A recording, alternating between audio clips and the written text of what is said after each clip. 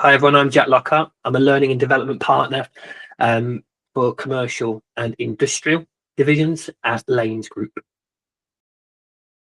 You should be able to have those commercial conversations or business-based conversations with people and it feel natural and it be natural, not I've read these phrases, I need to ask you about EBITDA. It's how does that really cause a problem in the business and what does that mean for our customers, our people, etc. I think that's the big difference maker that I've come across. The ability to genuinely be strategic and understand the business, how it actually works, and therefore how you actually deliver things that make a difference for the business. I think that's a huge part. We need to be more research backed, more evidence based. We are dealing with people in businesses, and it's messy and it's complex, and there is research out there that supports these things. What's top of mind is understanding your priorities and the things that you're really being tasked to deliver for the business, and that pressure that might be coming from the board or the exec as well, because I really want to align behind those. I don't have the context of the business, but I want to make sure that whatever I'm doing is really pushing forward what matters. So look, if I can get alignment and understanding out this conversation, that's really going to help me too. I like your approach. To be transparent, my priorities right now are driving better employee engagement, reducing turnover, and ensuring we're compliant while adopting new tech. There's pressure from the board to deliver measurable change, especially around data-driven workforce decisions. Where do you see learning having the greatest immediate impact? What have we been doing as a business then, or what have been some of the key activities coming from the HR team that have been put in place to try and alleviate some of these concerns or to drive through some of the changes that we're looking for? Because I want to see what I can do to align with those more closely.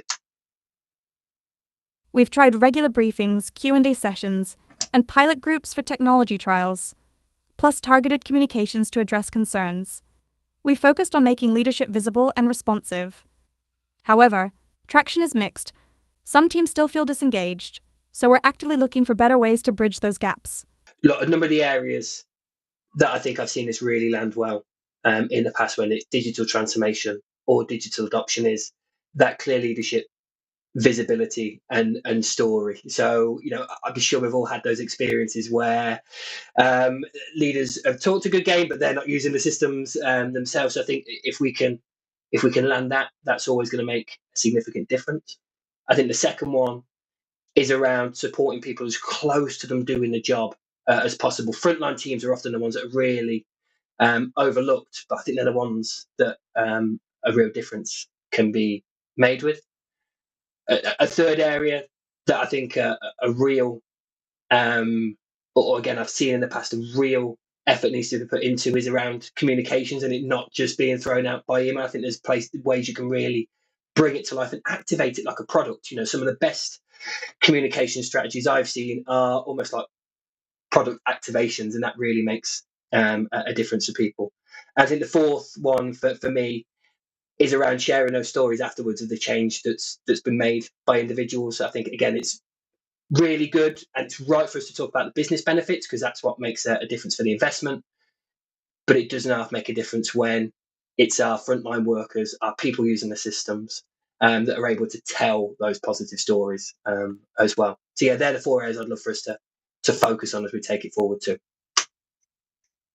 I really like how you've broken this down, focusing on leadership role modeling, close to the job support, creative communications, and frontline success stories genuinely aligns with our needs. I'd suggest we pick a frontline team, create a joint plan, and start testing these 4 strategies together. So great. Look, and then the next stage for me is how we really show impact on these things. So look, obviously we can do those sort of early stages of feedback and get some of those initial feedback scores from people, but where I think this really elevates is on a number of factors. One is being able to strategically work with our tech and our IT teams to work out where we're making savings in. Is it around license utilization? Is it around compliance with processes? I know that was a big thing we'd mentioned earlier. So being able to deliver impact in that area is I think is really strong.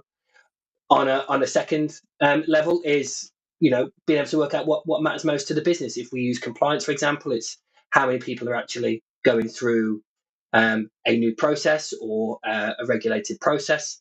How many people have adopted into a new system in a certain amount of time. I think they're really important measures and impact to put in place.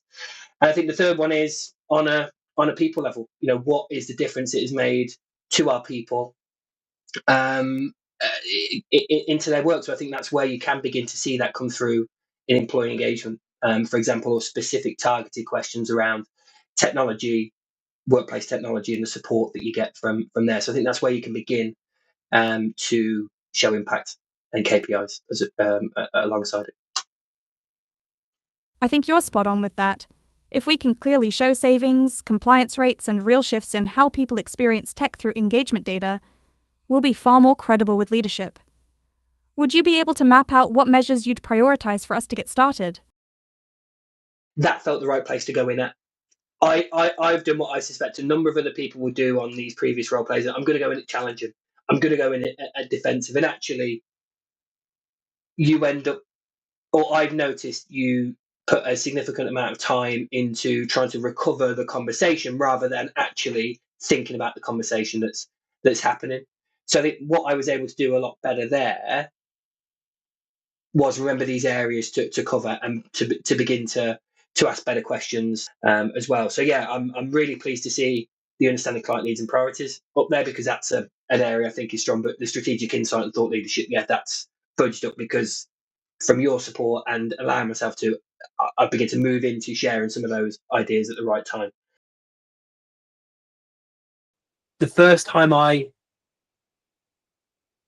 went through one of these role plays, one of these scenarios, look, I think, Mark, as many people you put this in front of may feel the same, is I've probably got this. I've seen things like this before. I've probably got it. I've got enough in the back pocket to get through this. And what I found very quickly was it was unlike anything I'd used in the past. Those things are generally quite formulaic. If you don't quite give the right answer, it still moves through. This was completely different. Very quickly in my first conversation, I found myself in the deep end without a paddle, and that was really, really challenging to then bring myself back up and do it. The report that came on the back of it gave me some really clear pointers, some areas where I'm strong, but where I could focus on next time. And it's through having another 2 or 3 practices that I've been able to begin to move some of those scores forward to get different feedback. But I think the most important thing about doing that was every time I've practiced, even if I'm using a really similar or exactly the same context, the conversations will be completely different.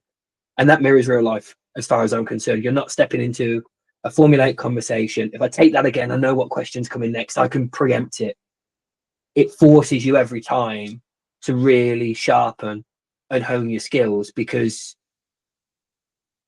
you don't quite know what's coming. I think that I've said this before, but I think the proof in the pudding is I want to go and do another one.